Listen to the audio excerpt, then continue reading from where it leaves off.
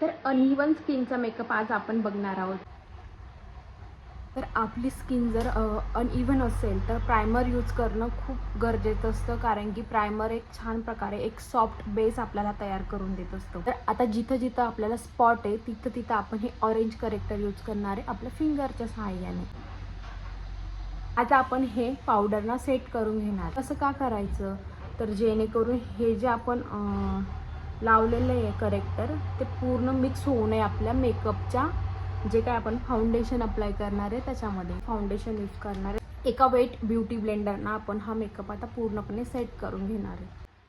तर आता आपला बेस सेट झाला आहे, पण तरी पण तुम्हाला असं दिसत असेल की ऑरेंज जे की आपण करेक्टर यूज केलं आहे त्यासाठी, तर त्याला आपण न्यूट्रल करणार आहे आता.